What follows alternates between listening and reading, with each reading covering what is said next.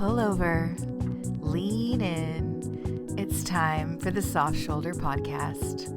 I am your host, Danette Relic of Radical Creative Sanctuary, inviting spaciousness for your mind and your heart. Welcome. I'm glad you're here. The Soft Shoulder is your time.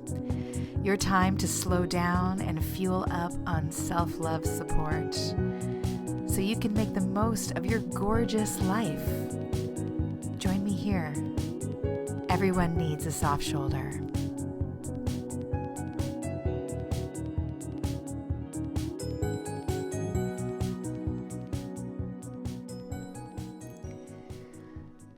I am one of those people who have feared shark attacks in suburban swimming pools.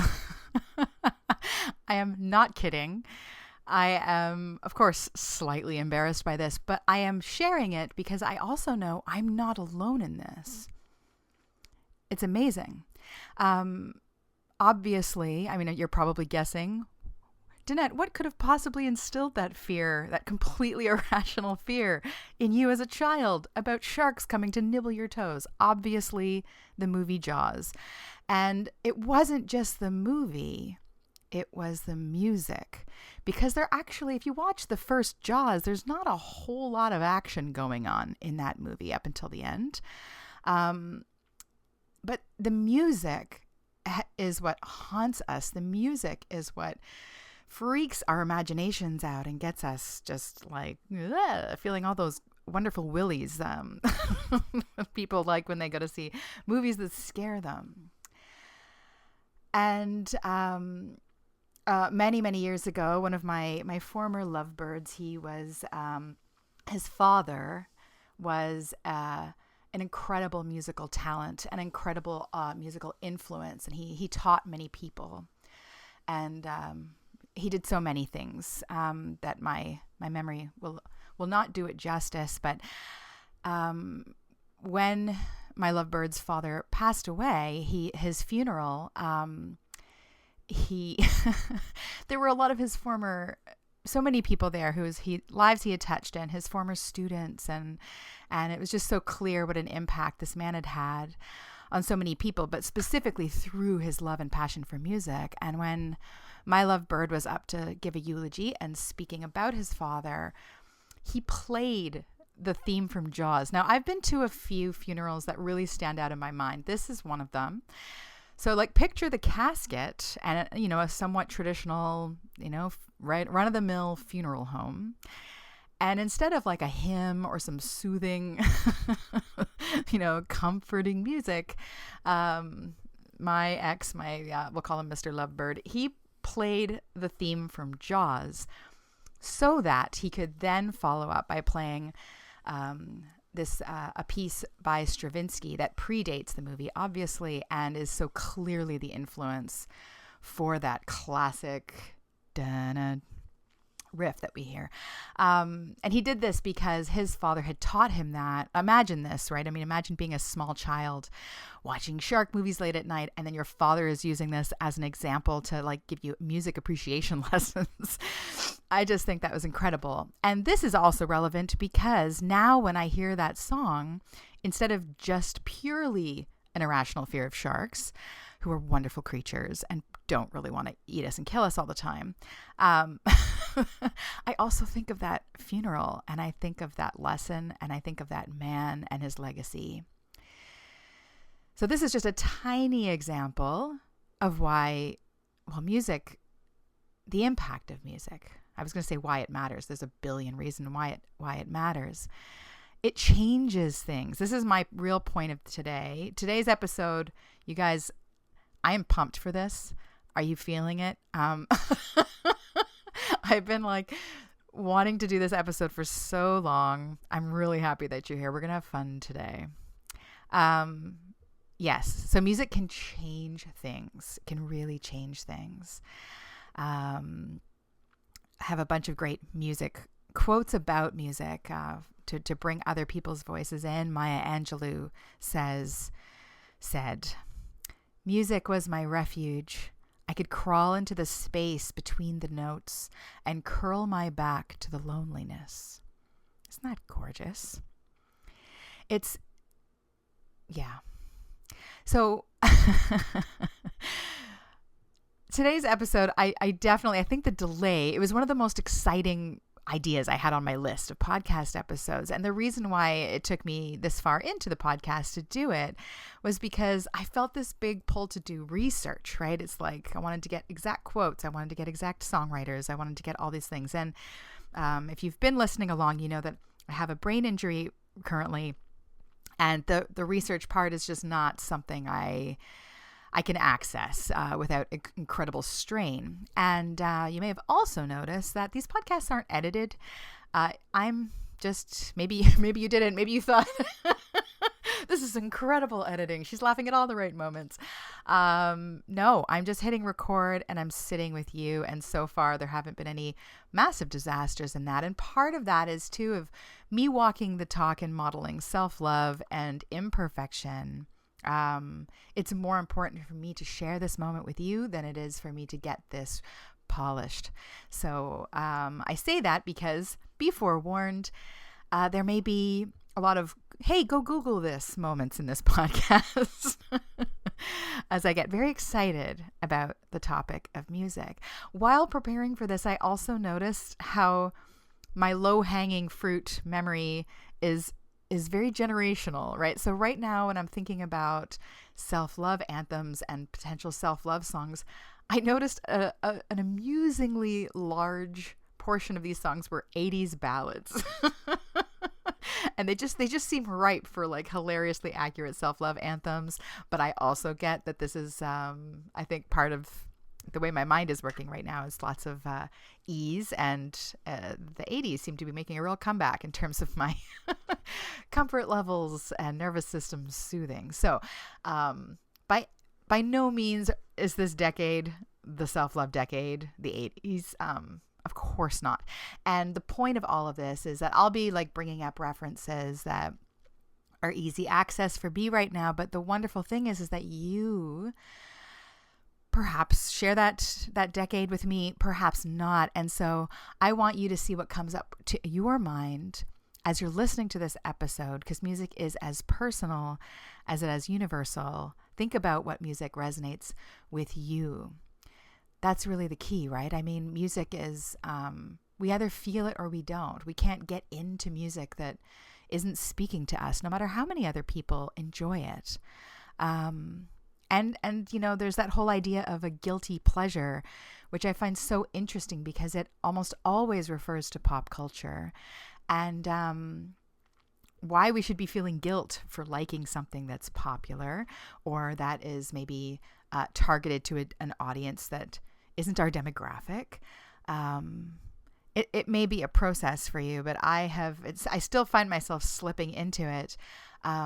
When you notice it, give yourself permission to just take the word guilty right out of there.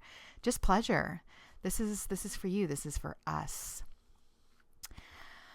So today I'm going to talk about, like I said, music and also, of course, self-love as always, and also about affirmations and this connection between the two. Bono says, music can change the world because it can change people. I believe this also. Isn't it incredible how music can change our mood so fast? I mean, we might be having a wonderful day and maybe we're going through a breakup. Maybe we're in like house 2 or 3 of, or even all the way through 6 and 7 of the houses of heartbreak. And we're just rolling along, maybe having a moment where everything feels kind of normal.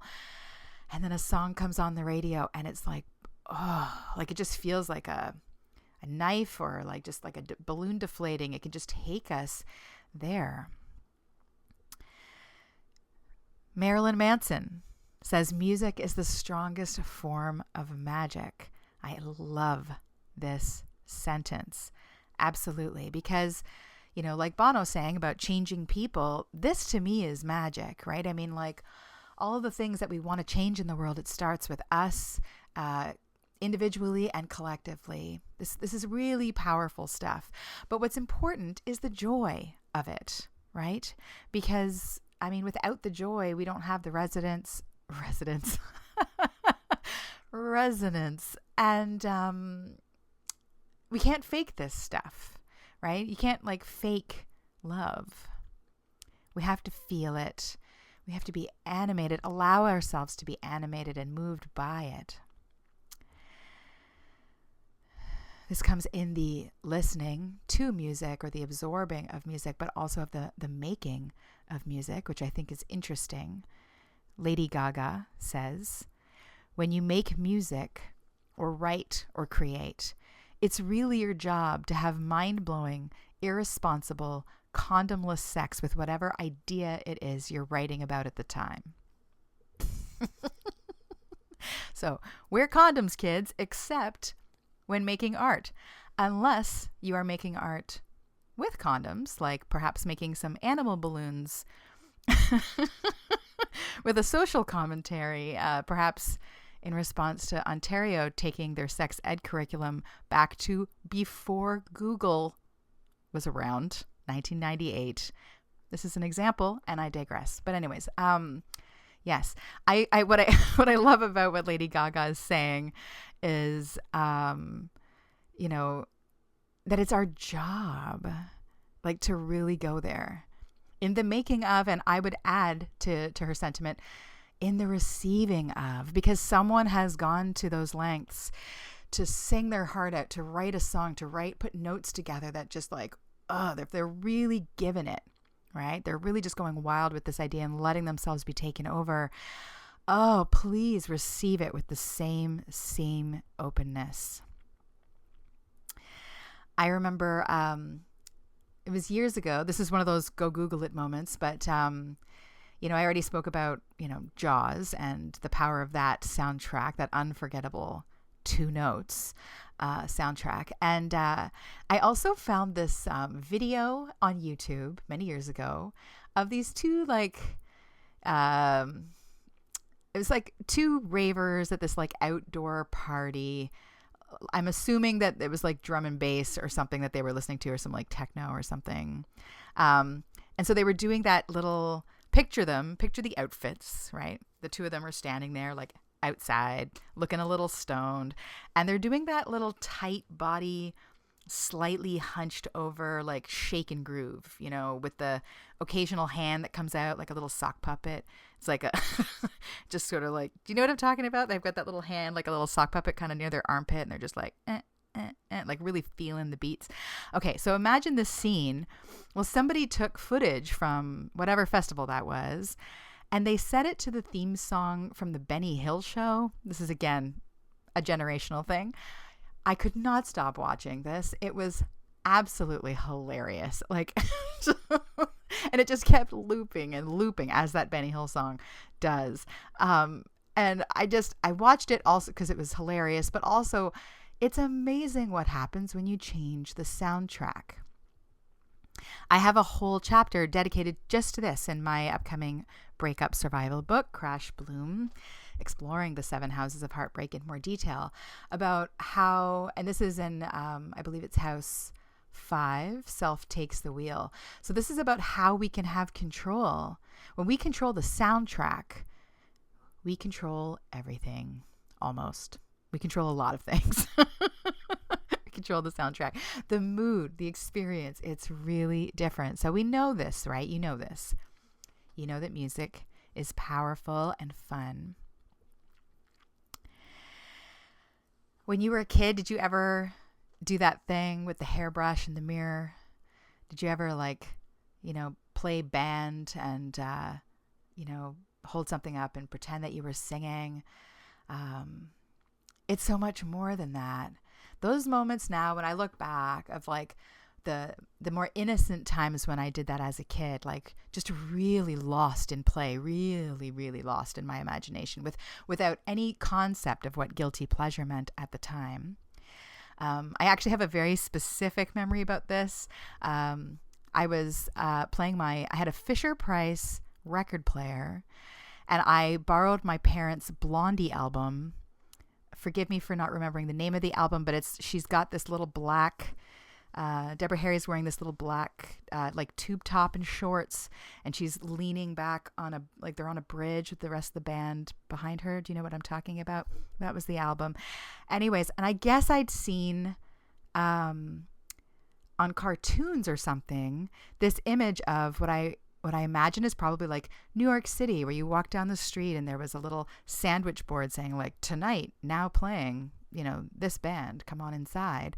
At the time I was living in a suburb, I hadn't really ever seen this in real life. So I know that this reference is probably from a children's show. And so I took the album, like the cardboard sleeve of the Blondie album, and I put it outside my bedroom door and propped it up against the wall, which was so funny because then I went inside and closed my door, but knowing it was out there made it feel more real, right? It was like, oh, that's the sandwich board. Blondie's in here. I was Blondie. I'm in here playing this club, which was my bedroom. And I remember my mom kept knocking on the door, interrupting my set. And she was like, Danette, what is this doing in the hallway here? Like, just get this off the carpet or whatever.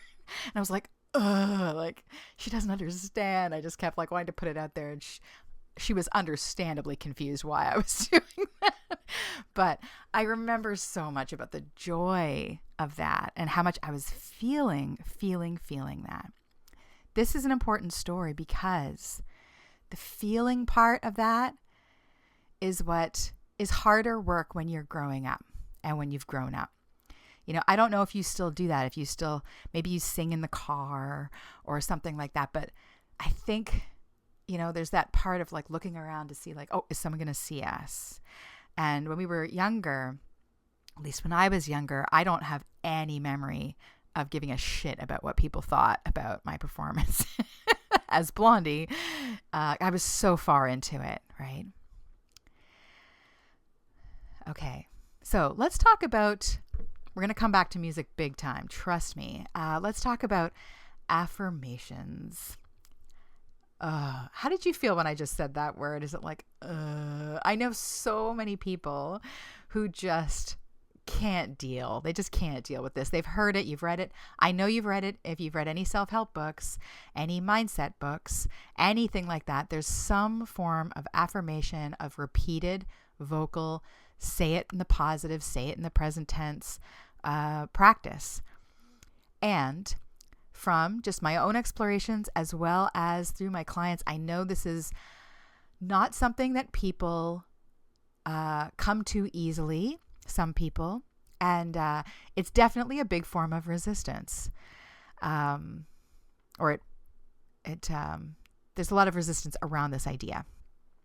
Even it's like, yeah, I heard it kind of works and I feel silly doing it. It kind of feels weird. It feels cheesy. It doesn't feel authentic, especially when you're reading affirmations, that have been given to you in a book, because I think a lot of people maybe want to do this properly. That's big hand quotes going around, finger quotes, properly do this.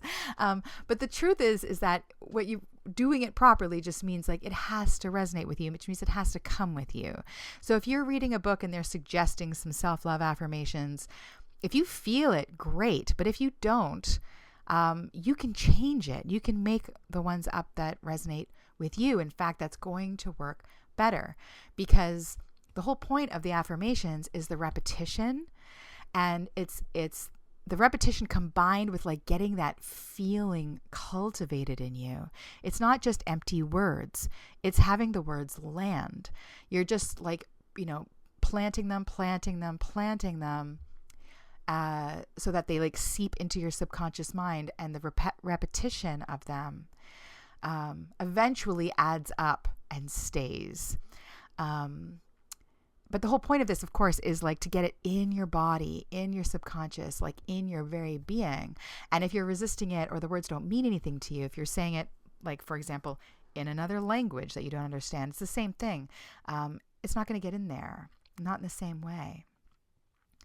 What you want is to have the affirmations paired with that feeling of being Blondie and singing with a hairbrush like you are the best on the planet and you're just like rocking it out. Like you want to merge these two things together.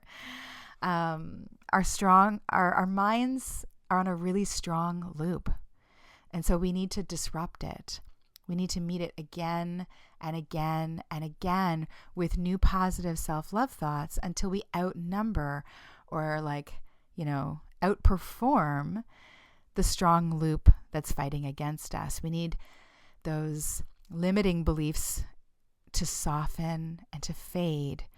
Those deep grooves of self-judgment, we need those to kind of smooth out. That's what affirmations do. And that's why just doing them once isn't enough. It really is in the repetition and in the feeling. And maybe I'm preaching to the choir here, and maybe even if you are someone who has resisted this in the past, you're like, well, yeah, I know that's what all the other books said, Danette. So, but I still feel kind of stupid doing it. Does it have to be this way? So I want to ask, how willing are you to play with self-love? How willing are you to be a little silly and break some rules? Because if we want our bodies to be relaxed and in harmony with the good vibrations we're bringing in, if we're forcing something from a belief system that we have no resonance with or no desire to resonate with, then we're likely only reestablishing our blocks and our resistance to self-love. Obviously sex is a perfect metaphor for this. You can go through the motions, you can do all the right things and press all the right buttons, but it's a completely different game when you're relaxed. Am I right? When you're relaxed and when you're into it, right? When you're really into it. The buttons still work when you push them, but often. But it really is a game changer, right? This is the desired state, is to receive it, to be there, to be present. This is what you want your affirmations to feel like sex, basically, is what I'm saying. So do not worry about ever getting to the point of being that kind of person who has Post-its all around their mirror while they speak their sweet self-love affirmations to their reflection. If this is the kind of image that you have in your mind and you're like, that's just not me, or I live with 5 people, I'm not putting my self-love Post-its up all over the bathroom, it is fine. Let that idea go. That idea is only stopping you from enjoying the beautiful rhythms and fun and funk of your own funk, like in the good kind of funk of your own self-love. You don't have to be that kind of person. It doesn't have to look any other way. You might end up being that person eventually, unintentionally, as I have become, but you do not have to. So start where it's easy. This, dear listener, is my advice for almost everything related to self-love. How do I do this? What does that even mean? Start here. Start where it's easy. Start where it makes sense to you. The only thing that matters is that you are showing up and directing loving messages to yourself.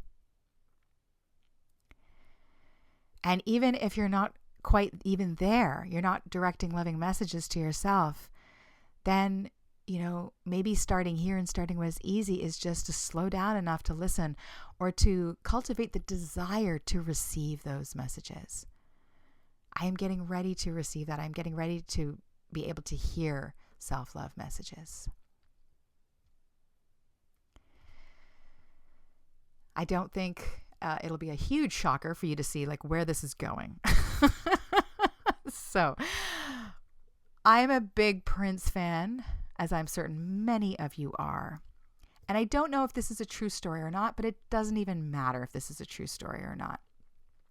But I remember someone telling me that when Prince wrote the song Cream, that he was looking at himself in the mirror. And I just smiled. I'm like, obviously he was.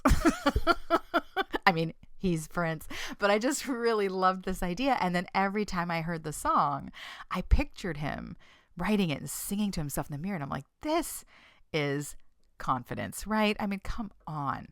And like so many of his songs have that kind of unabashed, self-loving confidence just out there, right? Like Baby I'm a Star is another one. And I also really love Willing and Able. There's no shortage of song examples for some good self-loving Prince music. When I married myself 17 years ago, of course I needed a song, and I had an engagement song, but I also chose a wedding song, as I revealed in the very first episode of the Soft Shoulder podcast. If you haven't heard that story, take a moment and listen to it. It's a good one. I've had so much wonderful feedback on it, and I'm so curious to know how you imagine doing that for yourself. Getting married to yourself, creating that ceremony. So part of my ceremony was, of course, I had to have a dance, a first dance, and looking for a song for my self-marriage wedding was wonderful, because I started listening to songs with a completely different perspective, right? It wasn't just like a song about love and a song about partners and a song about someone else finding me. All of the songs had to be, well, what do I want to sing to me? What song captures the love that I want to cultivate or that I want to celebrate with myself? This is amazing. And this is where the fun starts to happen. Okay. So this is where I want you to like allow your imagination to wander. Are there some songs already coming to your mind? Because the whole point of this is to make it personal, easy, yours, and make it weird. It's already weird, okay? This whole thing, my whole self-love, self-marriage, I know it's weird. Make it weird. We're already here, right? We're already doing it. So you don't have to get married to yourself to have a song to play for your, self-love dance or anthem. Playlists. You can have lots of self-love songs. You can have different self-love playlists for different moods, because as I have discovered, with any love of anyone, self-love is the same in that there's different qualities of it. There's different seasons of it. You might be in a season of your self-love that is about like getting over a rough patch and trying to learn how to trust again. One of my, maybe it's longing for self-love, and that's your self-love playlist. There's certainly no shortage of songs about longing for love. And of course, this is where, the 80s ballads were coming in strong for me. I Want to Know What Love Is by Foreigner. If you're singing that to yourself, it's so different, you guys. Air Supply, also full of gems, full of incredible self-love gems. Chicago, I mean, I could go on. I will go on. Kiss, I Was Made for Loving You, Baby. You were. Of course you were made to love yourself. But imagine singing that to yourself in front of the mirror. If you can have some humor and some fun with this, and maybe even come in with the feeling of that you're making fun of it. Whatever gets you there, whatever gets your imagination stirring, because what's happening is you're already feeling, because you're listening to music you've chosen and you're listening to music that you love, you're generating those positive feelings, that relaxed state, that open state of your imagination. So your subconscious is primed to receive these messages, right? And so if you bring your shift and your focus into just thinking that it might be about you, that maybe you were made for loving you, this is a nice sneaky way in for those of us who are resistant to self-love affirmations. And they can happen anywhere, right? You might be making a playlist and going to the gym.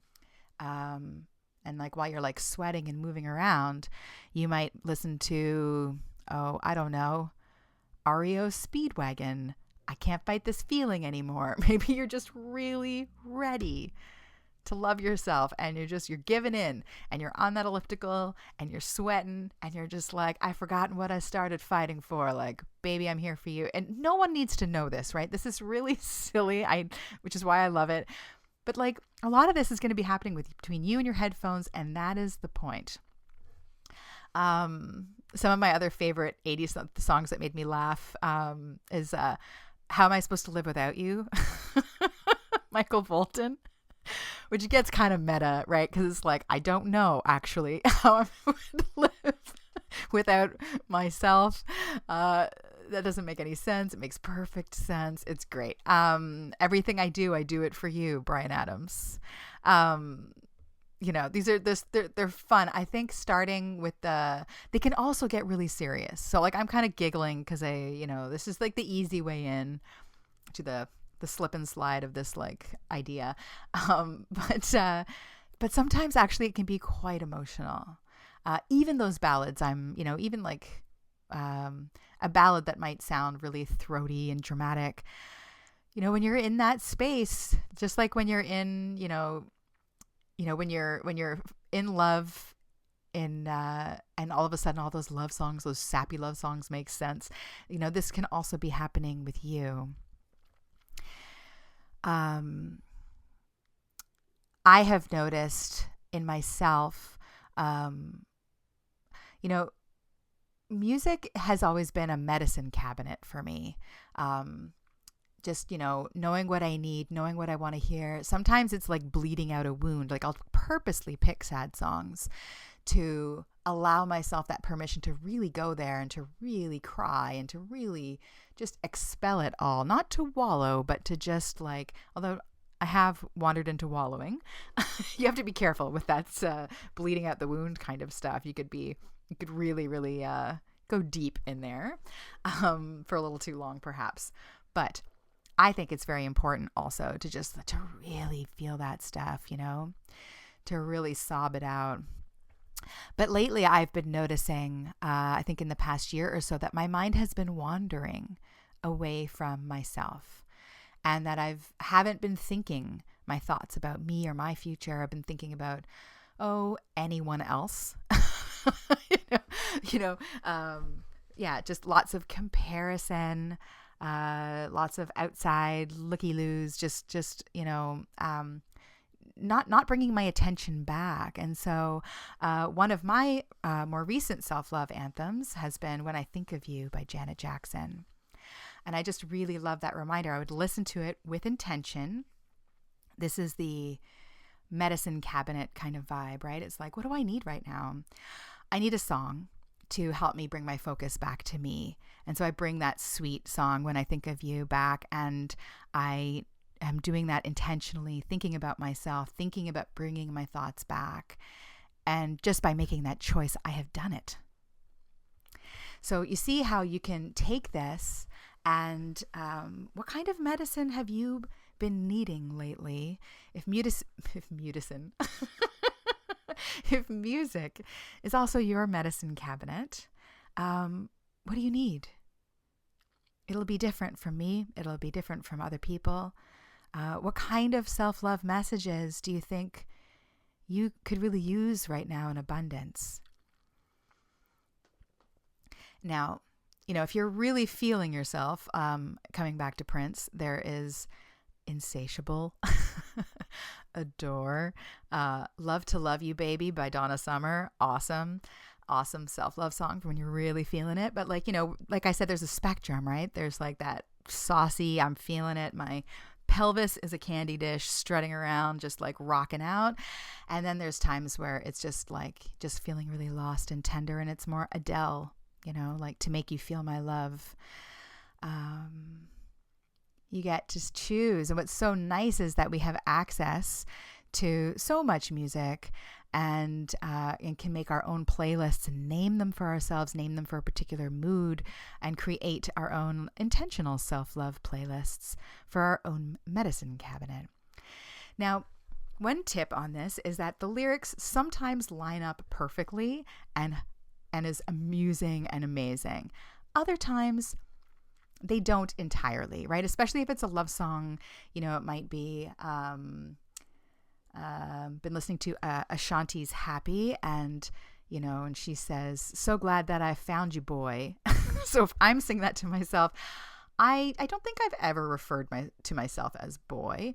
So whatever, you just, don't overthink it, basically. Not every word is going to apply. And sometimes it might just be the mood, right? What you're looking for is that feeling and trying it on and allowing yourself to be a little bit silly, but just giving it a go. So, what do you want to bring to your self-love practice? What kind of feeling? Is it reverence? Is it sexiness? Is it permission? Is it sweetness?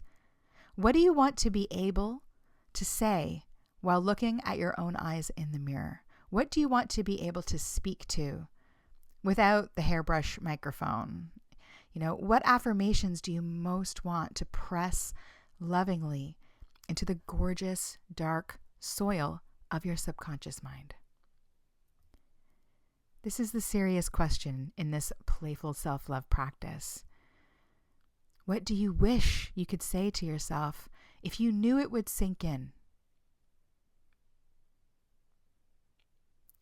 What if you really want this and you don't know how to transition? You really want to be able to do this for yourself and you're still just a little stuck. Well, my advice is to take one song lyric. So maybe, dancing and singing in front of the mirror, it's just, that is a huge leap. I get it. Okay. Take one song lyric that really speaks to you. If you've read the self-help books and the affirmations in there sound a little tight or a little like woo-woo or a little in a language that feel like it's your own, find your self-love affirmations in a song lyric. Take one that resonates. Let the music part go and see how it feels when you just speak these words slowly and clearly with intention. So there's one way in, which is just the singing the song, listening to the music, just sort of letting it in there, having some fun with it. And then if you really want to take that deeper, you're ready to just like be a little more serious with this. It takes courage to do this. But let's go back to that Foreigner song. So it's obviously, when I sing it to myself in front of the mirror, it is super dramatic. And like, that's really like I clutch my chest and like hang my hair back and squint my eyes and just like really go with the scream singing of the urgency of the song. It's a lot of fun to play with that. It's like, I want you to show me. It's hard to do that with any kind of seriousness, but so I'm sure you can imagine me doing that. Now imagine the difference here. Let's say that I was feeling really lost but I really did mean this. I really wanted to know what I was feeling really lost. And I didn't really know what self-love was or what love was. And I wanted to find it from myself with all seriousness. I want to know what love is. I want you to show me. I want to know what love is. I want you to show me. I know, if you're laughing, I am too on the inside. It's tricky to make this transition when you can hear the song, but do you hear that difference, right? It's really, it's a fun way if you feel stuck and you just don't feel eloquent enough to like find your own words. We all connect with songs. We all love that. We memorize these songs. You probably know lyrics to songs from your childhood that you haven't heard in years. These things stick with us. Use that. Use that to your benefit. Take a lyric out of that context and just let that be your affirmation. It doesn't have to be a joke. Imagine yourself looking into the mirror, just as you are, and saying, I want to know what love is. I want you to show me. I want to know what love is. I want you to show me. I get really moved by this. It is such a vulnerable ask. It has gone from like funny, cheesy kitchen dance, hairbrush, microphone, singing and dancing to, retro tunes. And it has come to asking yourself for love. I mean, like, I don't know what is more vulnerable than that. Do you hear this difference? Because it's really huge. Of course, you can select a handful of lines that don't follow one another in the song. Again, make this yours.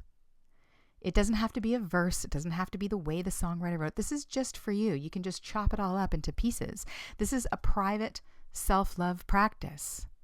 So if you have any notions about the right way and the wrong way, let that go. Break the rules. Get intimate.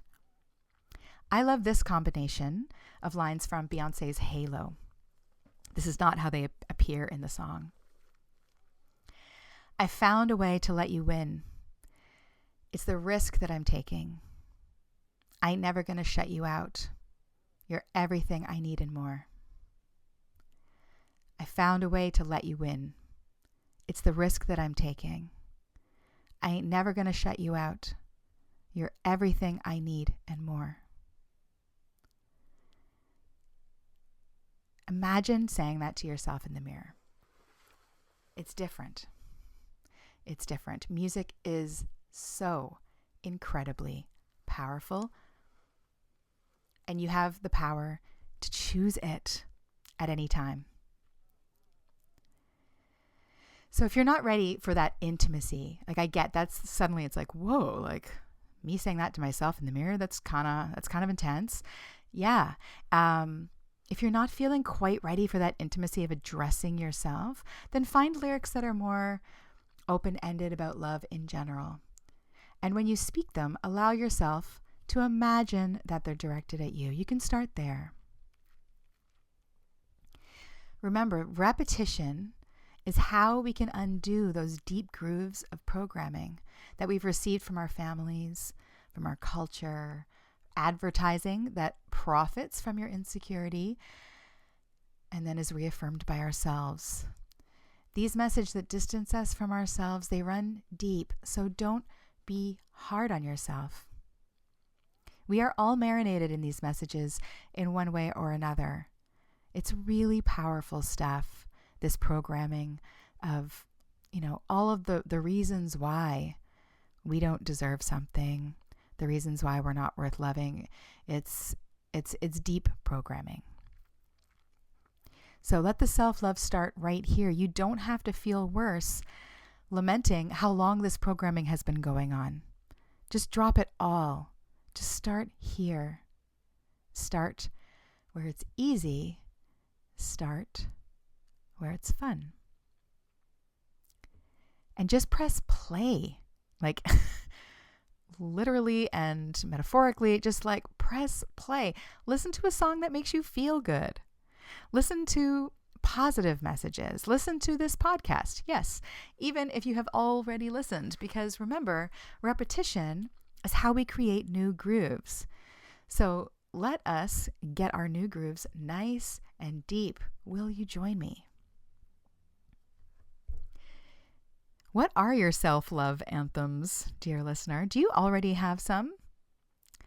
Are you already thinking about what you'd like to be your self-love anthems? I have so many for so many different desired outcomes. As I've mentioned, there's some for some tender time, some for when I'm lost, some for when I'm like fully rocking it out in the wholeness of self-love.